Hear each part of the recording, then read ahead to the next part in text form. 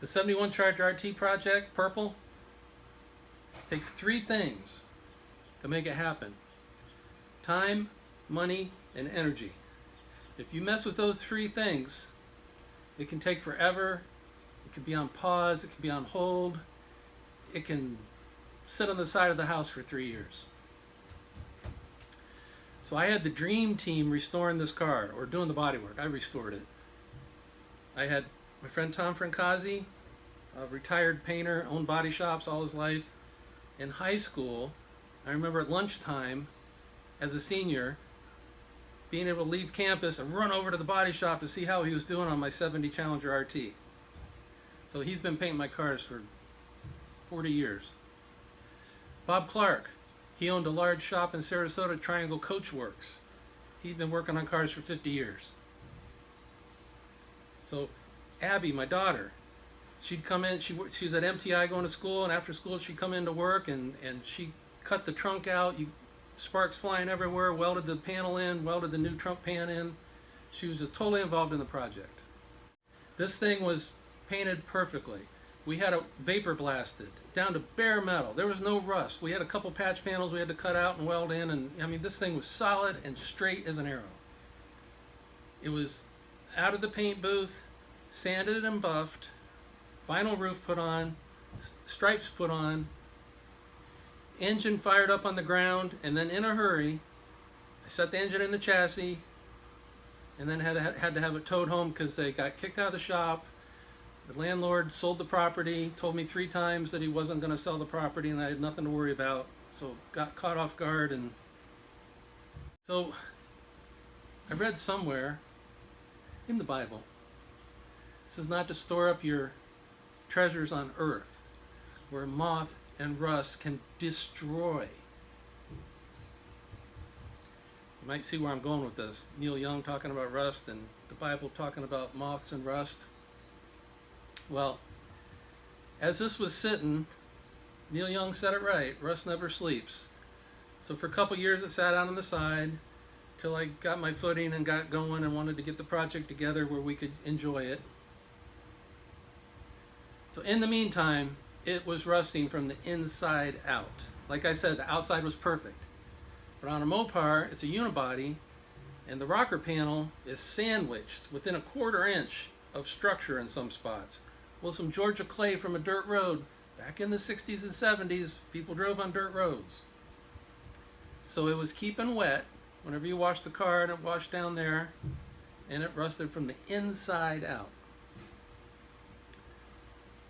So we might need to take pause and notice that rock and roll and scripture totally align and agree that rust never sleeps, and you shouldn't store up treasures on earth that rust and that moth can eat. So there you go. So the good and the bad and the ugly is there's rust holes in our car. So thought you might enjoy a video. It's not every day that God and rock and roll agree. So I want to show you scriptural insight and rock and roll rusting from the inside out. So enjoy the video.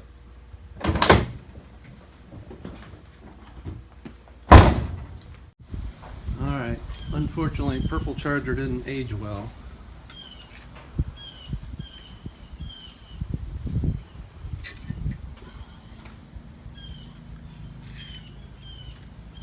A couple spots on the rockers I don't like.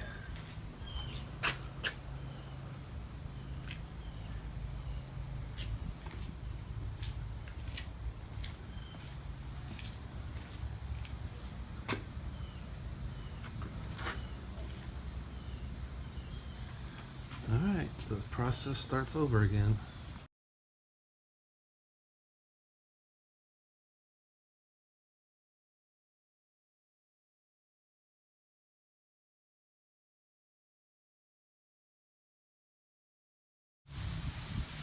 Alright, time to start doing body work. Got these 3 spots and one little, remember it's a nickel size, I got it welded up. The door chip, 1, 2, 3, 4 spots on this side.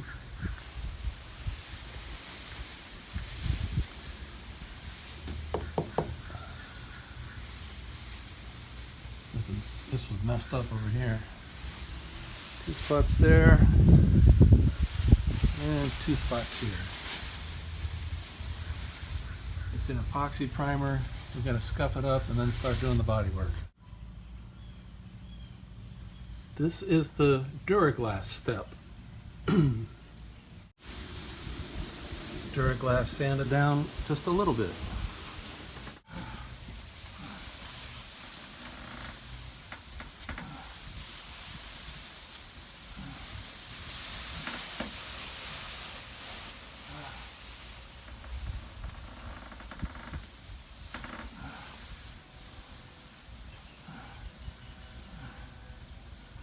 So Tom, when you're spreading Bondo, do you feel like an artist, a craftsman, a stucco slob, or like a Michelangelo laying on his back paint? Let's do a walk around. This is the right front lower fender. Right, over here we had, this was the worst spot. As you can see how smooth it is. So this is roughed in to 150. So I'd call this roughed in. And then we got our little spot here. And our spot here. The door chip had a bubble there and 2 bubbles.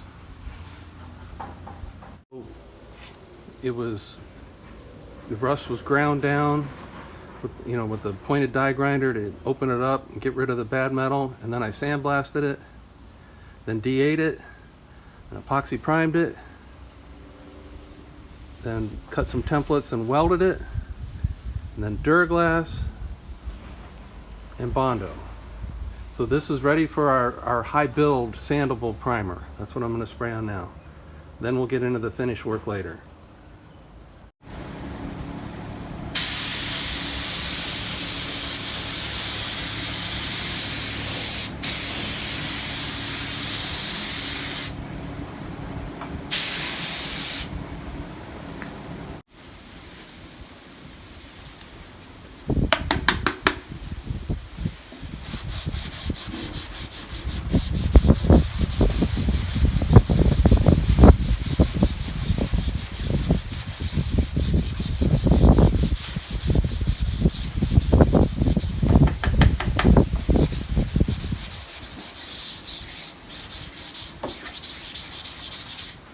This is the guide coat. When I get it smooth, that's another step along the process. All right, I think I'm ready to mix up some paint. I got a little piece of paint chipped off right here, so I got some glazing putty on there.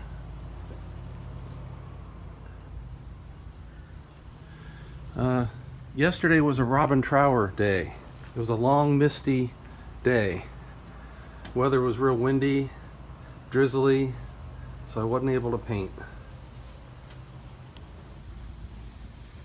All right, in my opinion, I'm sanded down to 400. I'm ready to paint. So what fun is life, or what fun is work without music? Something to tap your toe to.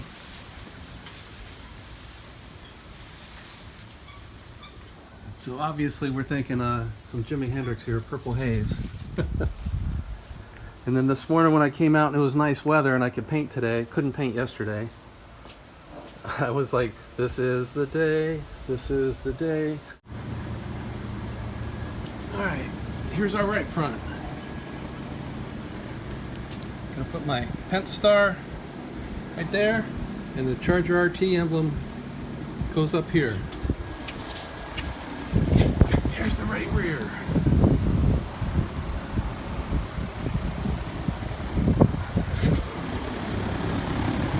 Over to the left side.